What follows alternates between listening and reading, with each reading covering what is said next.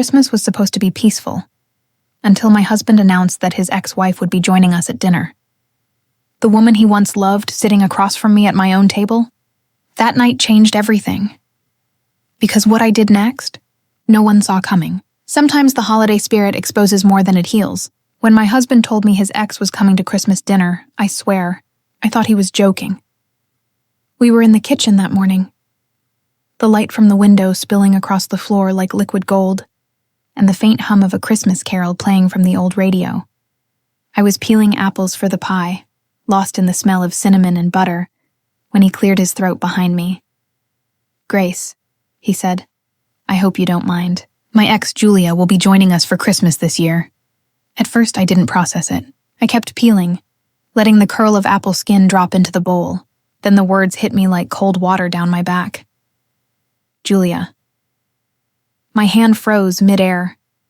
That name still carried the sting of betrayal.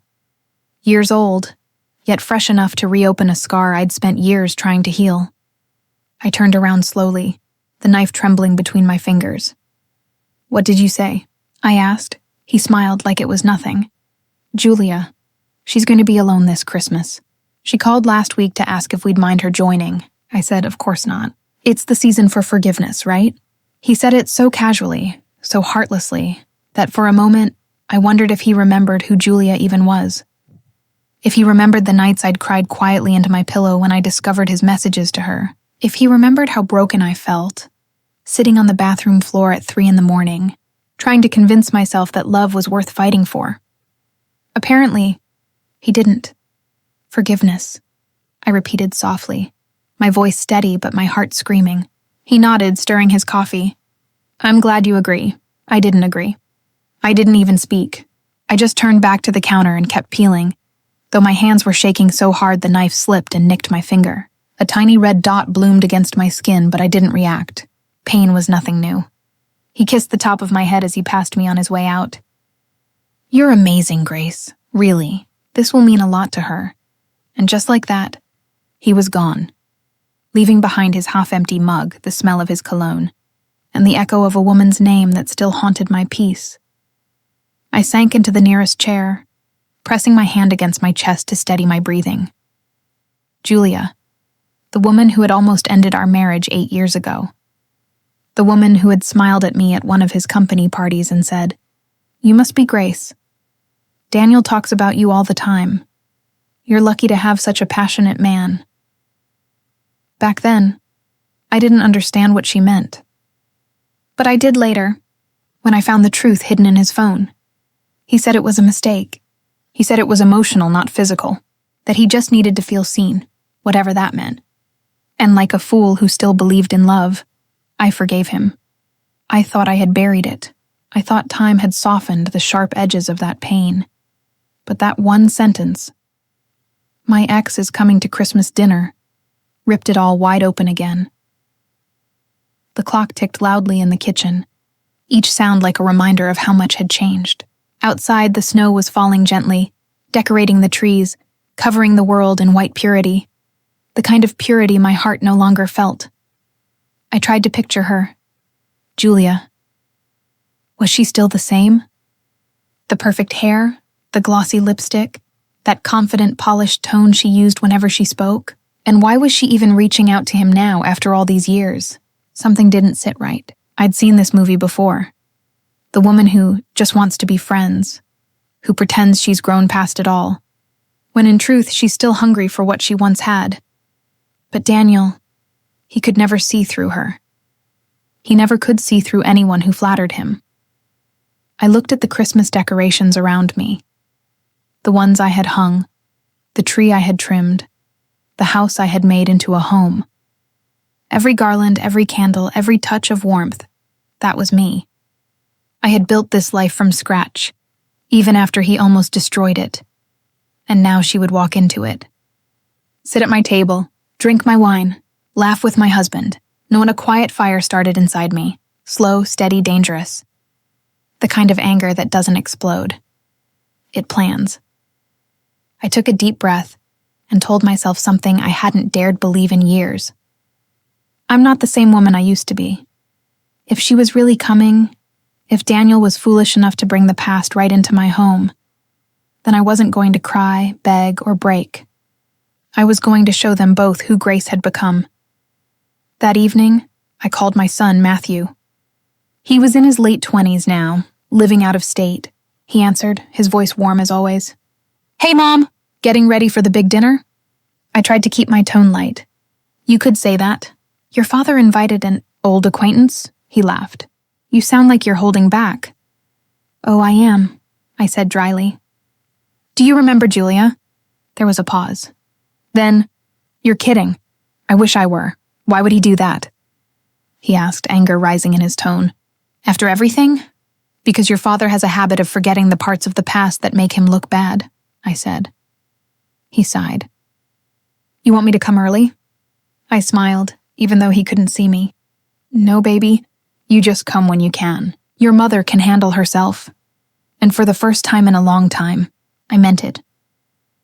That night, after everyone went to bed, I sat by the fire with a glass of wine.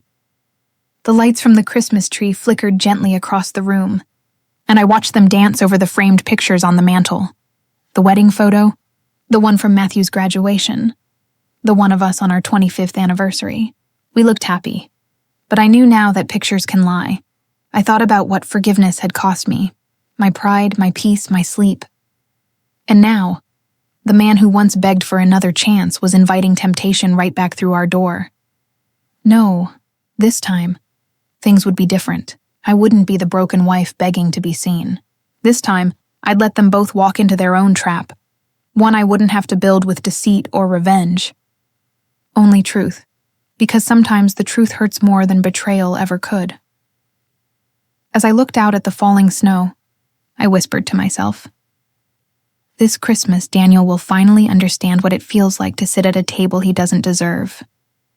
You know, when I look back at my life with Daniel, it's hard to believe we started out as one of those couples people admired. Everyone said, "You two are made for each other." And for a long time, I believed them. He was charming, ambitious, and funny in that boyish way that made people instantly like him. And me, I was patient, steady, the kind of woman who found peace in caring for others. We met at a church picnic of all places. I was on lemonade duty, trying to keep the bees away, and he walked right up to my table, grinning like he'd just spotted treasure. He said, "If I promise to buy a cup every Sunday, will you promise to keep smiling like that?" I laughed then, a soft, shy laugh, not knowing that sentence would change the rest of my life. He wasn't like the other men I'd known. Daniel had big dreams. He talked about opening his own business, buying us a house with a porch swing, traveling to Italy one day. And he made me feel chosen. When you grow up always being the one who gives, being chosen feels like magic. It's a kind of validation you can't explain. The way someone's eyes can make you forget your own doubts. We married a year later, in a little white church with pink roses on the pews. I wore my mother's veil. He cried when he saw me walk down the aisle. Real tears, not the kind you fake for the pictures. And that night, he held my hands and said, "Grace, I promise I'll never make you cry unless it's from laughter." If only promises aged like wine instead of milk.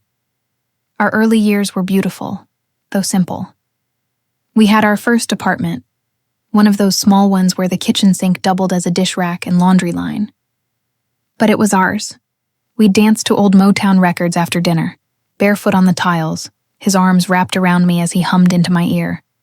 We didn't have much, but we had each other. And that felt like enough. When our son Matthew was born, Daniel changed. He became quieter, more serious. He'd spend long hours at work, chasing promotions, talking about how he wanted to provide. I thought it was noble, the mark of a good man. But in his pursuit to provide, he stopped being present. I'd wait for him every evening, dinner warm, candles lit, only to see him come home tired, distracted, and glued to his phone. He'd kiss me absent-mindedly on the cheek, mumble about work, and go straight to bed. Love doesn't die suddenly. It fades in small ways, in half-hearted conversations, missed dinners, a bed that feels too big at night. Still, I held on. Because that's what women like me do. We hold things together even when the glue is gone. Then one day, I found a message. It was a Tuesday morning. Daniel had left for work and I was tidying up the living room. His phone buzzed on the coffee table, just once. I shouldn't have looked. I wasn't the kind of wife who snoops. But that morning, something in my spirit told me to check. The message was short. Thinking about you again. Miss our talks. Coffee this week? And it was signed. Julia. I remember standing there, my hands shaking so bad I had to sit down. It felt like the air had been punched out of my lungs. I scrolled up. Not too far, just enough to know. There were jokes, late-night confessions, inside phrases. Nothing explicitly romantic, but intimacy doesn't always come dressed in skin. Sometimes it hides in words. That night, when he came home, I waited until he'd finished his dinner. Then I asked quietly, "Who's Julia?" The way his eyes froze told me everything before his mouth even opened. He laughed, too quickly. "Just someone from work. Why?" I smiled thinly. "Because she misses your talks." He stopped laughing. For a long moment, we just stared at each other. I saw guilt flash in his eyes, then defensiveness, then something colder.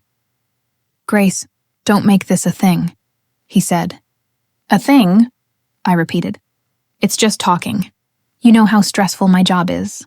She listens. That's all." That night, we didn't sleep in the same bed. He went to the couch. I went to the guest room. And in the silence between us, I realized something terrifying. He didn't even seem sorry. The weeks after that were heavy. He tried to act normal, as if pretending could erase what happened. But you can't unsee betrayal, no matter how subtle it looks. You can't unfeel the ache of being replaced by someone who knows your husband's laughter better than you do. I became quiet, reserved. I smiled for our son's sake, cooked meals, attended church, but inside I was wilting. It wasn't just jealousy. It was humiliation. I'd built my world around this man, and now he was confiding in someone else like I was a stranger. One Sunday, I saw Julia in person. Daniel introduced us after service, as if nothing was wrong. She was beautiful, I won't lie. Polished, confident, the kind of woman who walked like she owned her space. She reached out to shake my hand, smiling that perfect, rehearsed smile. "So lovely to finally meet you, Grace. Daniel's told me so much about you." Her voice was honey, but her eyes were daring me to react. I wanted to scream, to grab Daniel and ask, "What do you see in her that you lost in me?" But instead I smiled back. Because women like me, we don't show cracks in public. We went home in silence. Later that night, Daniel mumbled that he was sorry it looked bad, but insisted it was innocent. You know what I did? I forgave him. Not because I believed him, but because I believed in us. Because after 10 years of marriage, after raising a child and sharing dreams and debts and dinners, you don't just throw it all away over one woman with a perfect smile. So I forgave him. We went to counseling. We prayed together. We promised to rebuild, and for a while, it worked.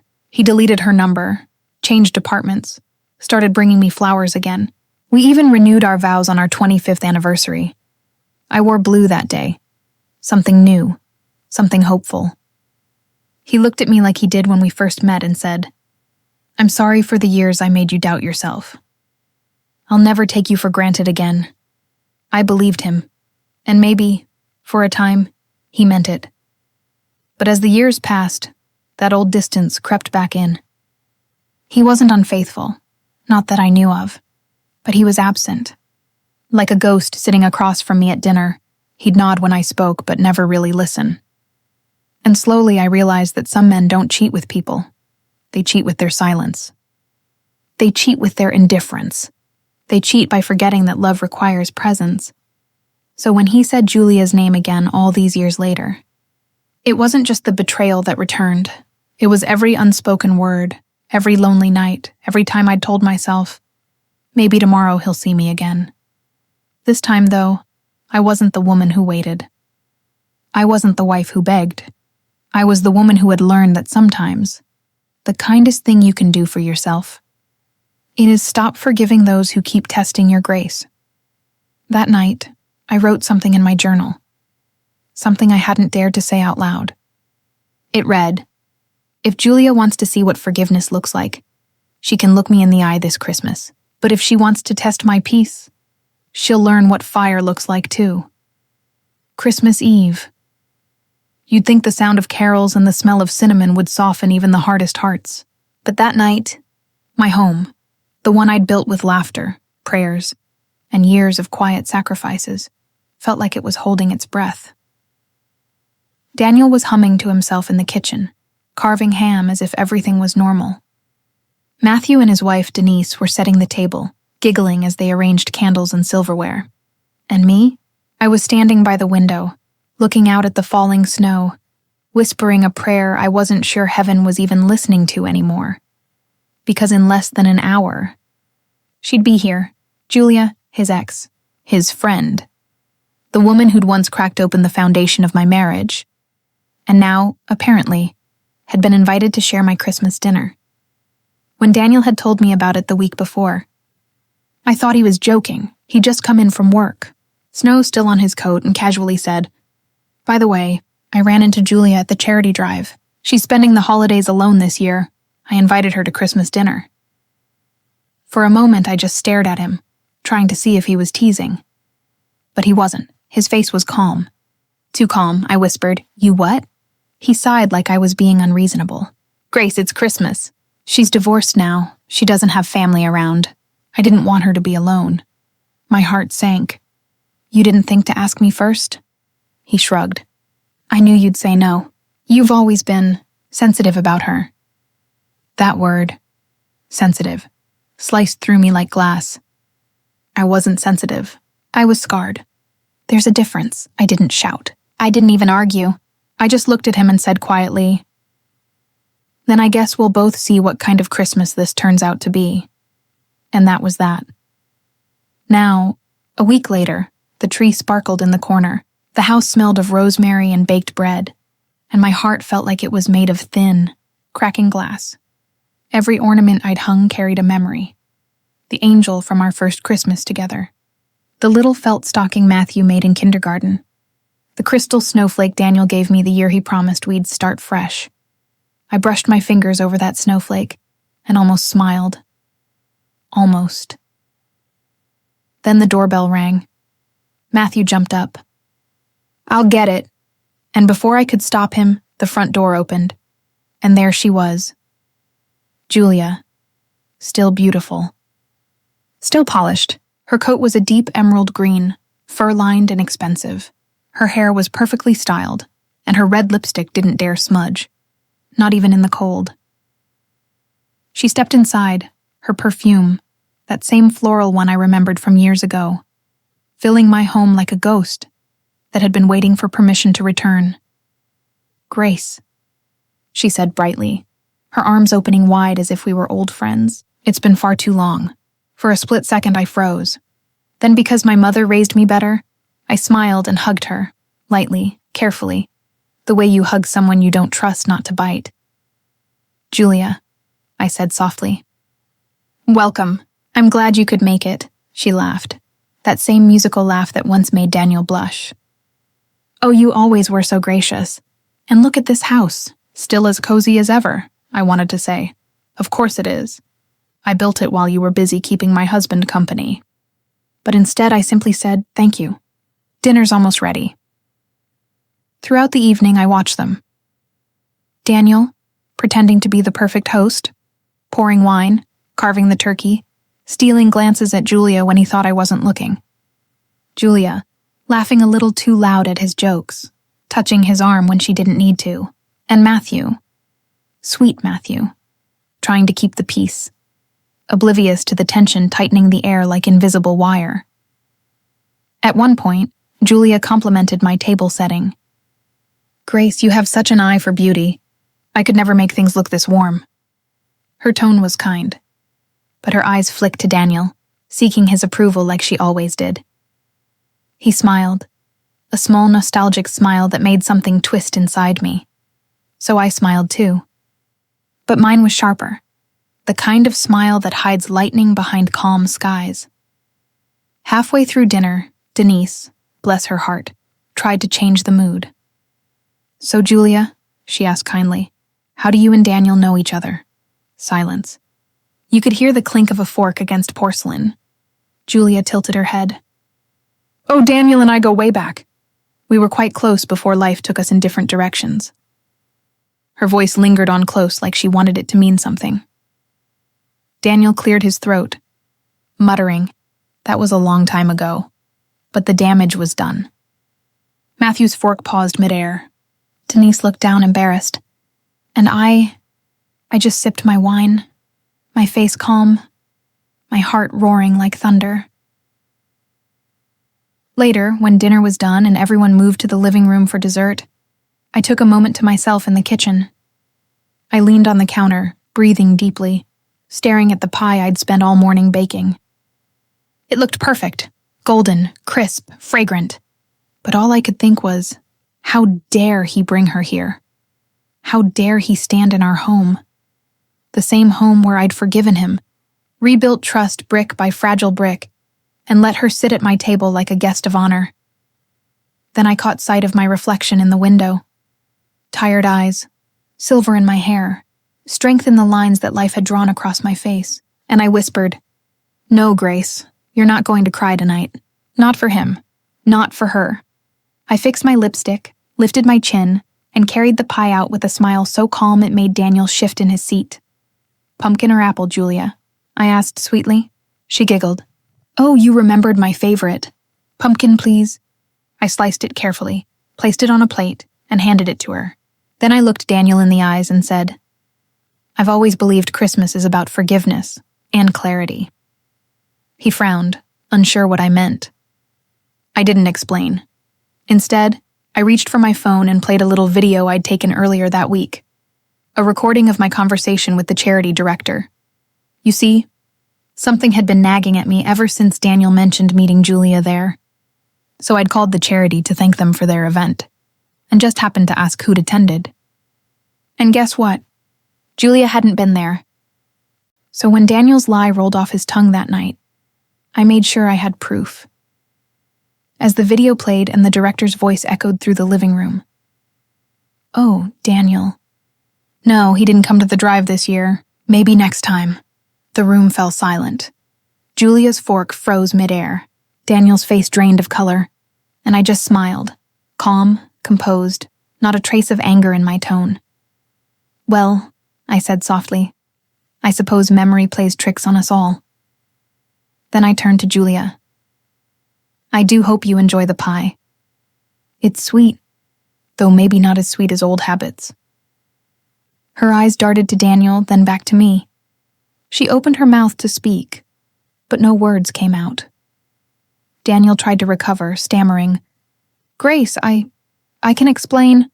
I raised my hand. "There's no need. I think we've both learned enough lessons tonight." Then I stood, smoothed my dress, and walked toward the door. The snow outside was falling heavier now, soft, white, peaceful. I opened the door, letting the cold air fill the room. And with the softest, steadiest voice I'd ever used, I said, "Merry Christmas, Julia. I think it's time for you to go." After Julia left, the house felt like a storm had just passed, quiet on the outside, but you could still smell the thunder. Daniel stood in the middle of the living room, his face pale, his mouth half open as if words might save him, but nothing he could say would change what had just happened. I began clearing plates, quietly, slowly, because if I didn't keep my hands busy, I knew I might throw something instead. "Grace," he said finally, his voice low, "you didn't have to embarrass her like that." I turned, holding a half-eaten slice of pie in my hand. "Embarrass her?" My voice cracked, not from weakness but from disbelief. "Daniel, that woman sat at my table, in my home, after lying to me and sneaking behind my back again. And you're worried about her feelings?" He ran a hand through his hair. "It's not what you think. I just didn't want to upset you before Christmas. You thought you'd bring your ex into my home, and somehow that would not upset me?"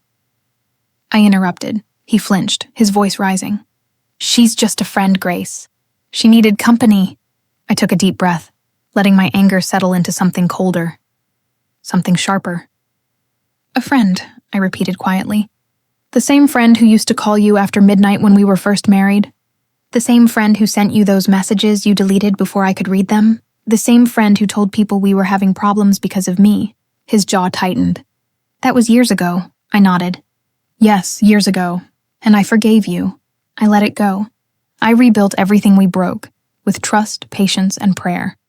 But tonight, Daniel, you invited the past right back in, and you didn't even have the decency to tell me the truth about it. He didn't answer. He just stood there, staring at the floor, his silence louder than shouting. Matthew and Denise had quietly disappeared upstairs, trying to give us space. The tree lights flickered in the background, soft and mocking. I sat down slowly, exhaustion spreading through me like fog. For a long time we didn't speak. Finally I whispered, "Why, Daniel? What was the reason this time?" He sighed heavily. "I don't know, Grace. Maybe I just wanted to feel young again. To remember what it was like before everything got so complicated, before life turned into routine and responsibilities." That word, routine, stung like a slap. Was I a routine to him now? After 32 years of marriage, after raising his son, after staying when I had every reason to walk away, I'd become ordinary. I didn't cry, not yet. Instead, I stood and said softly, "I hope she made you feel young again tonight, Daniel, because right now, I've never felt older." Then I went upstairs, leaving him alone with his excuses. The days that followed were silent. We spoke only when necessary. About bills, about Matthew and Denise's visit, about nothing that mattered. He'd leave early for work and come home late. I'd pretend to be asleep when he walked in. I started noticing little things. His cologne lingering longer than usual, his phone face down, his messages suddenly locked. Old habits, old lies. They have a smell, you know. You can recognize them before you even see them. One afternoon while folding laundry, I found a red ribbon in his coat pocket, a silky one, tied like a gift. It wasn't mine. My hands trembled. For a moment I just stood there, staring at it. Then I sat on the edge of the bed, that same bed where we'd spent decades side by side, and whispered to myself, "Not again, Grace. Not this time." I didn't confront him right away. I waited. I watched, because something inside me had changed that Christmas night. I wasn't the same forgiving woman who had patched every tear in our marriage with blind hope. I had grown tired, not of him, but of pretending that love alone could save us. 2 days later, he came home early. He looked nervous, his hands fidgeting. "Grace," he said, "we need to talk." I folded my arms. "About what?" He sighed, sitting across from me. "About the other night. I shouldn't have lied. Julia didn't just happen to show up. She called me first. My stomach dropped. I didn't speak. I just waited for him to continue digging his own grave. She said she'd been going through a hard time, and I thought maybe I could be there for her as a friend. That's all. Nothing happened, Grace, I swear." I tilted my head. "And the ribbon in your pocket?" He blinked. "What ribbon?" I pulled it from my sweater pocket and placed it on the table between us. His eyes widened.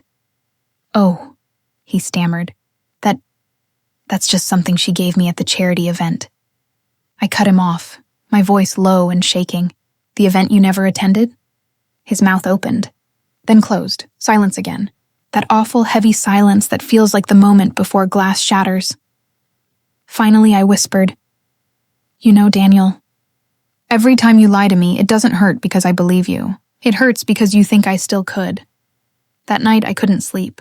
I sat by the window, staring out at the snow melting under the streetlight, listening to the quiet hum of the world outside, and the emptiness inside. I thought about the girl I used to be, the one who fell in love with Daniel when he had nothing but big dreams and an old pickup truck, the one who believed that marriage meant forever, even when it meant breaking yourself to hold it together. But that girl was gone now, and the woman she left behind had to decide if there was anything left worth saving. I whispered into the darkness, God, I don't want to hate him, but I can't love him like this anymore. The next morning, Daniel tried to act like everything was fine. He made coffee. He asked if I wanted to go to church. I said nothing. When he left the room, I noticed his phone buzzing on the counter. For a second, I hesitated, because I'd always promised myself I'd never go through his things. But when promises die, so does trust. I picked it up. There it was. A message from Julia. Thank you for last night. You always knew how to make me feel special. My vision blurred. I could barely breathe. He'd lied. Again. I set the phone down gently, my fingers trembling, my heart breaking in that quiet, familiar way that doesn't make a sound but feels like a scream inside your chest. And that was the moment I knew. I couldn't keep living like this. Not as his wife, not as his secret keeper. The struggle wasn't about another woman anymore. It was about the woman I had stopped being. Me.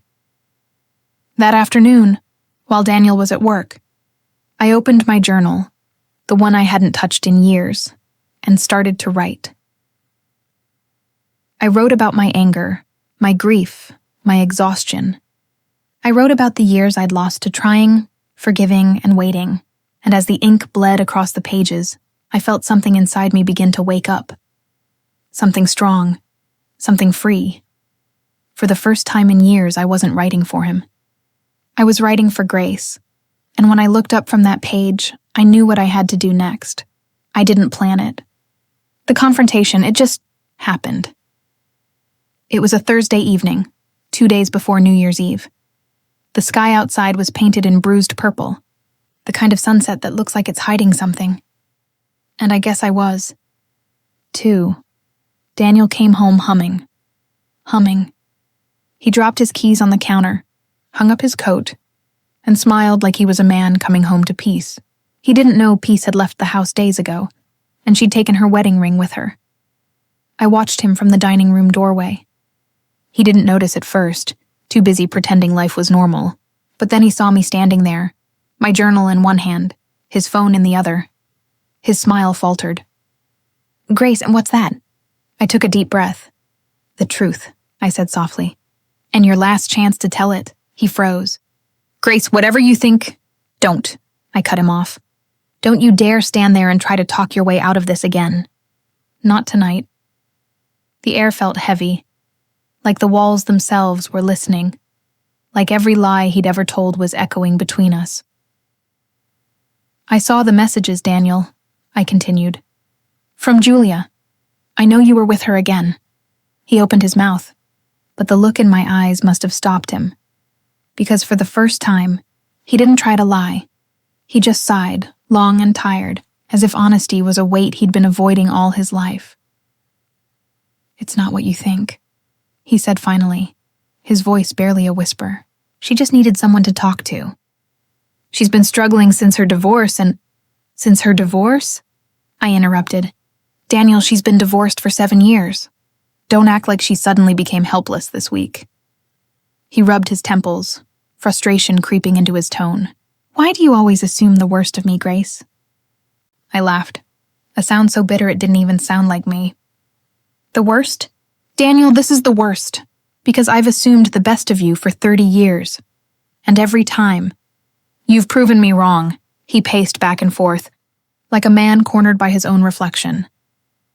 All right, he said finally. Fine. I had dinner with her. We talked. It was harmless. Harmless? I repeated quietly. Is that what you call it now? Sneaking around behind my back? Making another woman feel special while your wife sits alone wondering what's wrong with her? He groaned. Grace, please. No, Daniel, I said, stepping closer. I need you to listen for once, because I've spent years listening to your apologies, your excuses, your empty promises that you'd change, but all you did was get better at lying. My voice was shaking, but my heart felt clear. I stayed after the first affair. I forgave you when you didn't deserve it. I prayed for you when I could barely look at you. And now you have the nerve to stand here and call your betrayal harmless? He stared at me, eyes wide, as if seeing a stranger, because maybe that's what I'd finally become. The room went quiet again. The only sound was the faint hum of the refrigerator and the rain starting to fall outside. Then, softly, he said something I'll never forget. "I didn't mean to hurt you, Grace. I miss how you used to look at me, like I was still your hero." My breath caught in my chest. "You stopped being my hero," I whispered. "The day you stopped fighting for us." Tears filled my eyes, but I didn't wipe them away. They weren't weakness anymore. They were truth. I placed his phone on the table between us, next to the little red ribbon. "This," I said, pointing at it, "is what's left of our marriage. Secrets and souvenirs from someone else's love story." He looked down, then back up at me. "What are you saying, Grace?" I took a deep breath. "I'm done," he froze. "Done?" "Yes," I said, my voice steady. "I've spent half my life waiting for you to grow up, to choose me, to be honest. But all I've done is shrink myself to fit your lies." He stepped closer. "You don't mean that." I backed away. "Oh, I do. For the first time, I do." He looked desperate now, like a man watching his world slip away. "Grace, we can fix this. We always fix things. You're my wife," I smiled sadly. "I was your wife, Daniel. Now I'm just a woman who finally learned that loving you doesn't mean losing myself." He shook his head. "What about the family? The house?" "Matthew?" I sighed. "They'll understand. Because I'd rather show them what strength looks like than teach them how to live in quiet misery." He fell silent. For a moment, I almost felt sorry for him. Almost. Then he said in a broken whisper, "So that's it. You're leaving me?" I met his eyes. "No, Daniel. You left me, the moment you chose her over us. Again." The truth hung in the air, raw and final. I took off my wedding ring, the same one he'd slipped on my finger 32 years ago under a summer sky, and placed it next to the ribbon. It clinked softly, a tiny sound, but it felt like thunder inside my chest. He stared at the ring, then at me, his lips trembling. "Where will you go?" "I don't know yet," I said softly. "But wherever it is, it'll be mine." I picked up my journal, tucked it under my arm, and walked toward the door. He followed me.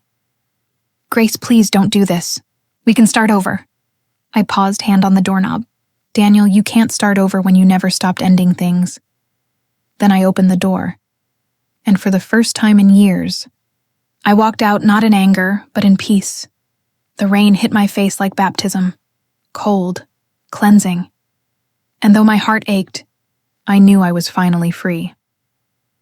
That night, I stayed at a small motel off the highway, the kind with buzzing lights and soft-spoken clerks. I sat by the window, watching the cars pass, thinking about how endings never feel the way we imagine. They don't come with fireworks or closure. They come quietly, like a sigh you've been holding for years. And as I lay down on that unfamiliar bed, I whispered into the dark, "Thank you, God, for giving me the strength to leave when love stopped meaning safety." The first morning after I left Daniel, I woke up to silence. No coffee brewing. No footsteps. No "Grace, where's my tie?" echoing down the hall. Just silence. And at first it scared me. Because for 32 years, my life had been filled with noise. Noise that I called marriage. Noise that kept me from hearing my own heart. And now, with nothing left to drown it out, I finally heard myself breathe. It was strange, liberating, and terrifying, all at once. I checked into a small bed and breakfast on the outskirts of town. The owner, a kind older woman named Evelyn, didn't ask questions. She just smiled, like she knew I needed quiet more than conversation. She gave me room 4, a little space with lace curtains and an old wooden writing desk. The kind of room that seemed to whisper, "Start over here." For days, I barely left. I drank tea, read scripture, and wrote, page after page, everything I'd been too afraid to say out loud. Every tear became ink. Every regret, a sentence. Every little piece of strength, a paragraph waiting to be born. and somewhere between all that pain and paper, I started to feel something I hadn't felt in a long time. Hope. One morning, Evelyn knocked on my door. "You've been cooped up here for nearly a week, sweetheart," she said.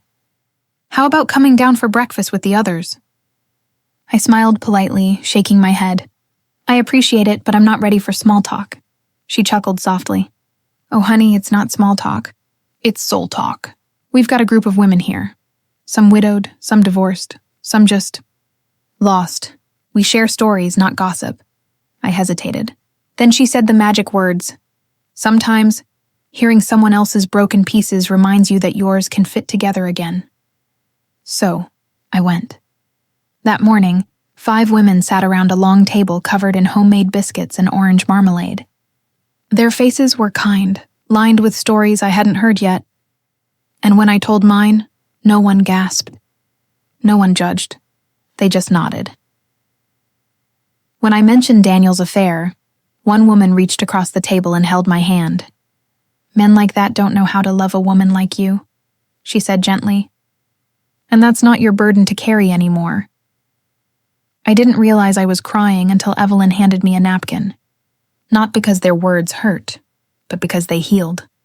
For years, I'd been told to be strong, to hold the family together, to forgive and forget. But for the first time, someone told me it was okay to let go. That night, after dinner, I walked outside. The air was crisp. The stars looked brighter than they had in years. And under that wide, silent sky, I whispered, "Maybe I wasn't meant to save my marriage. Maybe I was meant to save myself." It wasn't a prayer. It was a realization, and it changed everything. The next few weeks became my quiet revolution. I enrolled in a painting class at the community center. It felt strange holding a brush again. I hadn't painted since college. Life, motherhood, and marriage had taken that joy from me. The first painting I made was simple. A chair by a window, sunlight streaming through. Lonely but peaceful. Like me, when Evelyn saw it, she smiled. "You've painted freedom," she said. I looked at the canvas and whispered, "Maybe I have." Meanwhile, Daniel kept calling, voicemails, texts, flowers delivered to the inn. The first message was angry, the second tearful, the third apologetic, but I didn't respond. Not out of hate, out of self-preservation. Because every time I almost reached for the phone, I remembered how easily he reached for her. Forgiveness doesn't always mean reconciliation. Sometimes it just means releasing the power someone had over your peace. And I was learning to do just that, one sunrise at a time. One afternoon, I met a young woman named Tara at the art class. She was in her 20s, bright, talented, and heartbreakingly honest. She'd just ended an engagement with a man who made her feel small. When she told me her story, she said, "He said no one would ever love me like he did." I smiled softly and told her, "Then thank God for that. Because you deserve to be loved better." She stared at me for a moment, then hugged me tightly, and for the first time, I realized something beautiful. My pain had turned into purpose. A month later, I went back to the house. Not to stay, just to collect the last of my things. Daniel was there. He looked older, tired, like guilt had finally caught up with him. He asked if we could talk, and though part of me wanted to walk away, another part, the healed part, knew closure was its own form of peace. We sat in the living room where we'd once decorated countless Christmas trees. He looked at me and said, "You look happy," I smiled. "I am," he swallowed hard. "I didn't think you'd actually leave." "I didn't think you'd actually give me a reason to," I replied gently. He nodded, eyes glistening. "I messed up, Grace. I know that now. I thought love would survive anything." I looked at him for a long moment, then said quietly, "Love can survive anything, Daniel, but respect can't. And once that's gone, everything else crumbles." He lowered his head. There was no anger left in me, just calm acceptance. I stood up, walked to the door, and paused. Take care of yourself, I said softly. Then, almost as an afterthought, thank you for teaching me what I don't deserve. And with that, I walked out for the last time. That night, I sat at my window again, tea in hand, moonlight spilling across my journal. I wrote one line that became my new mantra. Sometimes, God breaks your heart to save your soul. And for the first time in my life, I believed it. The woman who once cried herself to sleep now laughed freely. The woman who once waited by the door now walked through it without fear. The woman who once defined herself by love now defined herself by peace. And somewhere deep inside, the little voice that had been silenced for decades finally whispered back, "You made it, Grace. You made it." The months after I left Daniel were gentle. Not easy, but gentle. You know that feeling when you've been holding your breath underwater for too long, and you finally break the surface? That gasp of air, sharp, trembling, life-giving, that's what healing felt like. I wasn't rushing to move on. I was learning to stand still again, to sit in silence and not feel lonely, to make breakfast for one and still smile. Because somewhere along the way, I realized peace wasn't found in another person's arms. It was found in my own. Spring rolled around, and Evelyn, the woman who ran the bed and breakfast, told me the local church was organizing a Second Chances charity gala. It was meant for women rebuilding their lives after divorce, loss, or hardship. She said they needed someone to speak at the event, someone who could inspire others. At first, I laughed. Me? Evelyn. I can barely order coffee without crying. But she looked at me with that knowing smile of hers. "Oh, honey, you've been through the fire, and you didn't burn. That's exactly the kind of story people need to hear." So, I agreed. And that one decision, that simple yes, changed everything. The night of the gala, I stood backstage in a deep blue dress I hadn't worn in years. My hands trembled as I held my note cards. When they called my name, I stepped out under the soft glow of the lights. 100 faces looked up at me, women with stories in their eyes, each one carrying her own kind of heartbreak. I took a deep breath, set the cards aside, and just spoke. "I used to believe love meant sacrifice," I began. "That being a good wife meant swallowing your pain and smiling through it. But I learned that silence can destroy you faster than heartbreak ever will." A hush fell over the room. I continued. "I was married for over 3 decades. I thought loyalty meant staying no matter what. But when loyalty starts killing your spirit, it's no longer love. It's imprisonment." I told them about the Christmas dinner, about the laughter that felt like knives, about the years I spent begging for crumbs of affection when I could have been building a feast of self-respect. By the time I finished, half the room was in tears, and so was I. But they stood and applauded. Not because I was strong, but because I was real. After the speech, a woman approached me. She had gray hair, tired eyes, and a soft smile. "Your words," she said, her voice trembling. "They gave me the courage to pack my bags tonight." I held her hand and said, "Don't pack out of anger. Pack out of peace." She nodded, and I knew then, every tear I had ever shed had found its purpose. Over the next few months, I began to help Evelyn run her inn. She wanted to retire, and she said I had the heart for the place. So, we worked out a deal, and before long, the Sunrise House became mine. I renovated the rooms, added a small art studio, and started hosting healing weekends. 3 days of painting, storytelling, and soul rest for women trying to start again. Word spread faster than I expected. Soon we had guests flying in from different states, each one leaving lighter than when she came. I wasn't just healing anymore. I was helping others heal. One afternoon, as I was setting up fresh flowers in the dining hall, I heard a familiar voice at the door. "Grace?" I turned around, and there he was. Daniel. He looked older, defeated. His eyes darted around the room like he wasn't sure he belonged there. "I heard about this place," he said softly. "They said a woman named Grace runs it now, but I didn't believe it until I saw you. I didn't move closer, didn't step back either, just stood there, calm, steady, grounded. He took a breath. I came to say I'm sorry. Not to win you back, not to fix the past, just sorry. For a long moment, I didn't say a word. Then I smiled gently. Thank you, I said. Apologies don't change the past, but they can close the door quietly. He nodded. I see you found peace. I did, I said. And I hope you do too. We stood there in silence. Two people who once shared everything, now sharing only closure. He left soon after. No drama, no bitterness, just a soft ending. And somehow, that felt like justice. A few weeks later, I received a letter in the mail. It was from the woman he'd left me for, Lisa. Her handwriting was shaky. She wrote, I wanted to apologize for what I did to you. I thought I'd won when he chose me, but now I see I was just the next chapter in a book he never finished writing.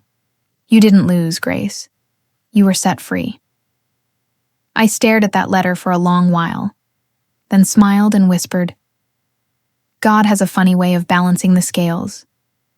I didn't reply. Some things don't need answers, only understanding. That summer, our first healing weekend sold out. We had 20 women, laughter echoing through the old walls, paintbrushes in their hands and courage in their hearts. One evening, I took them all to the garden behind the inn.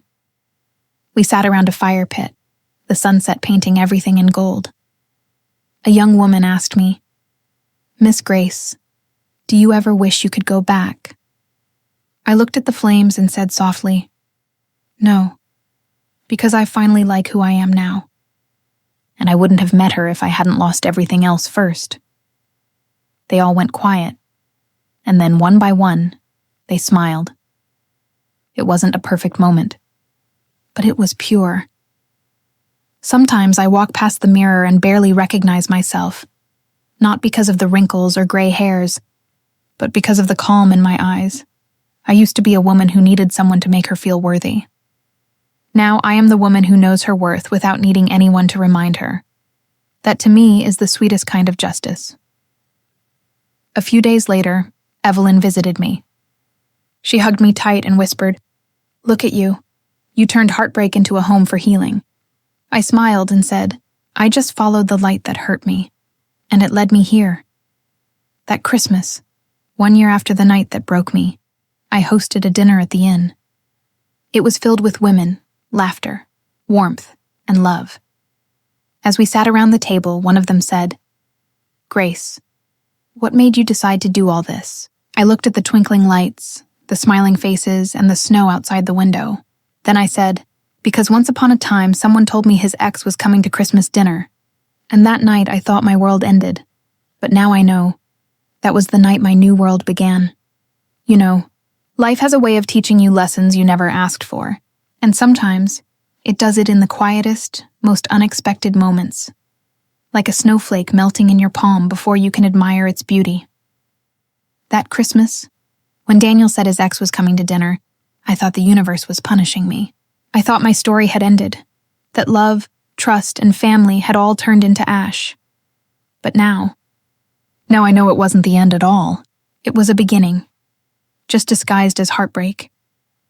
I look back on that night sometimes, the way the lights flickered across the table, how the laughter felt hollow, how I forced a smile while my heart quietly shattered. Back then, I thought strength meant staying quiet, pretending everything was fine, but silence doesn't heal. It hides the wound, and what hides, festers. It took me walking away, packing that suitcase, driving into the night, and crying until my eyes ran dry, to finally see myself clearly. I wasn't weak for leaving. I was strong for surviving. The older I get, the more I realize love isn't supposed to make you beg. It isn't supposed to make you smaller, or silence your laughter to make someone else comfortable. Real love, the kind that lasts, it nourishes you. It lets you grow. It doesn't take, and if someone can't meet you there, it's okay to let them go, because peace is the kind of love that never leaves you. I still decorate for Christmas every year. I still hum along to the same carols, and yes, I still cook Daniel's favorite casserole. Not because I miss him, but because I refuse to let pain erase the parts of me that are kind. Healing isn't about pretending the past didn't happen. It's about reclaiming it, owning it, looking at the scars and saying, "These didn't destroy me. They built me." The inn is quiet tonight. The fire is crackling softly, and outside, snow is falling again, just like that Christmas night years ago. Only this time, the house is filled with laughter that feels real. Laughter that heals. There's a group of women gathered in the sitting room, sipping cocoa, sharing stories, their voices rising and falling like a gentle choir. Every now and then, I hear my name, Auntie Grace said, or remember what Grace told us. And I smile, because I finally became the woman I once needed. Sometimes, I stand by the window and imagine a younger version of myself out there in the snow, tired, heartbroken, confused. If I could speak to her now, I'd take her face in my hands and whisper, "You won't believe this, Grace, but one day, you'll thank the pain, because it's going to lead you exactly where you belong." People often ask me if I ever forgave Daniel, and you know what? I did. Not because he deserved it, but because I did. Forgiveness isn't about forgetting. It's about freeing yourself from the chain that keeps you tied to the hurt. It's saying, "I'm done carrying what doesn't belong to me anymore." I left that weight behind a long time ago, on a snowy road heading toward my new beginning. Now, I live surrounded by women who remind me daily that broken hearts still beat beautifully. We've cried together, laughed until our ribs hurt, and built something unbreakable from the ruins of what others left behind. Every time I see a guest leave with lighter eyes and a freer smile, I feel God whisper, "This is why you went through it." And I nod, because I finally understand. The pain was never meant to destroy me. It was meant to shape me. I think back to that moment, standing in the kitchen, holding my coffee cup, hearing Daniel say those words, "My ex is coming to Christmas dinner." Back then, I thought that sentence would break me. Now it feels like a line from a story that belonged to someone else, a different woman, a different life. And maybe that's what growth really is, outgrowing your own past until you can hold it gently in your hands and say, "Thank you for the lesson." If you're listening to this story tonight and you feel like you've lost everything, I want you to hear me clearly. You haven't lost you. And as long as you still have you, there is always a way back. Back to peace, back to joy, back to love, the right kind this time. You may be walking through fire right now, but one day, you'll look back and see that same fire turned you into gold. So if your heart hurts tonight, wrap it gently in patience. Don't rush your healing. Don't beg for what's walking away. Instead, look toward what's walking in, because sometimes God removes what was never meant to stay so he can make space for what's finally ready to arrive. And to the women who write to me, saying, "Auntie Grace, I wish I was as strong as you," I always tell them, I wasn't born strong. I became strong when I had no other choice. Strength isn't loud. It's quiet. It's the moment you pick up your broken pieces and say, "I'm going to try again tomorrow," and you do. I guess in the end, Christmas isn't about gifts or decorations. It's about renewal. It's about light returning after darkness. That's what it became for me. A celebration of how far I've come. A reminder that every ending can be rewritten as the beginning of something beautiful. If you've listened to my story this far, thank you. I hope it reminds you that no heartbreak is final, and no storm lasts forever. You can rebuild. You can start again, and one day, when the snow falls quietly outside your window, you'll smile and realize you made it. Thank you for listening to my story. If it touched your heart, share your thoughts in the comments. I love hearing your stories too. And don't forget to subscribe for more real-life stories like this, told straight from the heart. By me, Auntie Grace.